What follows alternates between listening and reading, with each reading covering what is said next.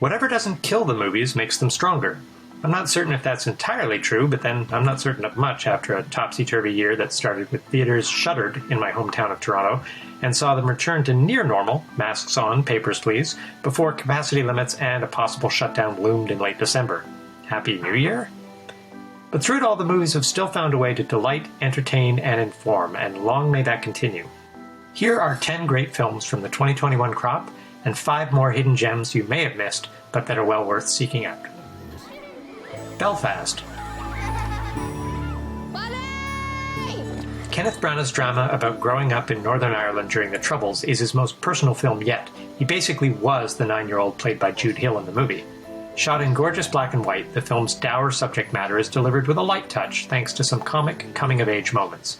Jamie Dornan plays Pa, while Judi Dench and Ciarán Hinds steal all their scenes as the older generation. Dune. My planet Arrakis is so beautiful when the sun is low. Quebec director Denis Villeneuve continues his string of thoughtful science fiction, see Arrival and Blade Runner 2049. This time the source material is Frank Herbert's 1965 novel Dune. Timothée Chalamet stars as the scion of a royal family, granted custody of a planet where valuable spice is mined but dangerous sandworms lurk. Settle in, it's 2.5 hours without a minute wasted, and it's still only part 1, with the second half due in October of 2023. I'd call that post-pandemic, but I don't want to jinx it. The French Dispatch. Eager to escape a bright future on the Great Plains, Arthur Howitzer Jr.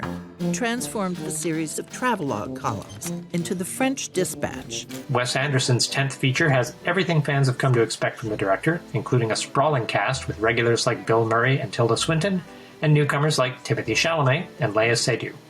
There's also set decor galore in this tale set in the foreign bureau of a very New Yorker-like publication in the fictional French town of Ennui-sur-Blaze. Also, oodles of quirk. The Last Duel. Ridley Scott gave us 2 movies this year. The other is House of Gucci. This one tells of a 14th century duel fought between 2 men after one is accused of raping the other's wife. Ben Affleck and Matt Damon co-wrote the screenplay with Nicole Holofcener, and the Rashomon-like structure gives us 3 versions of the same events, including, vitally, the point of view of the woman, Marguerite de Carouge, played by Jodie Comer. Licorice Pizza. Do you know who my girlfriend is? Barbra Streisand? Barbra Streisand. Sand. Yeah, like sands. Paul Thomas Anderson's last few movies have been mostly dour head-scratchers. Phantom Thread, The Master, There Will Be Blood, heck, even Inherent Vice was a messy bit of humor. So what a relief to see a straight-up coming-of-age comedy, this one featuring winsome newcomers Alana Haim and Cooper, son of Seymour, Hoffman, and set in the director's go-to era, the early 1970s. Can you dig it? The Power of the Dog. 25 years since our first run together. 1900 and nothing. Jane Campion's examination of masculinity, toxic and otherwise, features a star turn by Benedict Cumberbatch, and a quietly commanding supporting performance by Jesse Plemons. The two play brothers and ranchers in 1920s Montana, with Kirsten Dunst and Cody Smith-McPhee as a woman and her son caught up in their lives. Red Rocket. You said you're never going to step a foot in Texas again. I know, this is unexpected. Sean Baker struck casting gold when he gave the part of washed-up porn star Mikey Saber to an unprepossessing actor named Simon Rex. This feels like the time in 2008 when Mickey Rourke came roaring back from obscurity in The Wrestler. Mikey's attempts to turn his life around are troubling, they involve a very young woman, but also flat-out funny. Mommy. Spencer. Family are all gathered in the drawing room. They are waiting. Kristen Stewart disappears into the role of the Princess of Wales in director Pablo Larraín's imaginative story that is not quite biographical truth, but neither wholly invented. But that's part of its genius. The story, set during Christmas 1991 at the Royals' Sandringham estate north of London, announces itself as a fable from a true tragedy in the opening scene, signaling that anything could happen. Stillwater. Visit my daughter. Matt Damon digs deep to play Bill Baker, an uncultured oil worker and doting father who travels to France to visit his daughter, Abigail Breslin, imprisoned for a murder she swears she didn't commit. Trying desperately to prove her innocence and needing help with the language, he enlists the aid of an actress played by Camille Cotton. Director and co-writer Tom McCarthy presents a story about love that never utters the word. West Side Story. Steven Spielberg's remake of 1961's Best Picture winner about rival street gangs in New York City runs a high-energy, toe-tapping Technicolor shot-on-film 2.5 hours.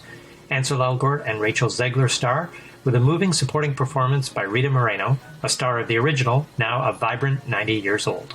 Here are 5 more movies worth checking out. The Card Counter.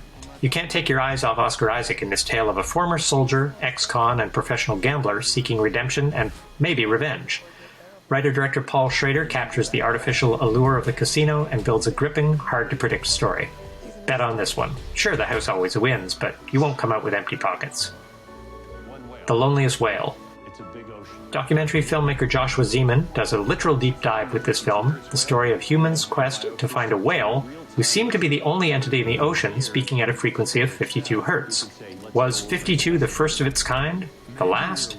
This is an epic tale about our need to, as E.M. Forster once said, only connect. Pig.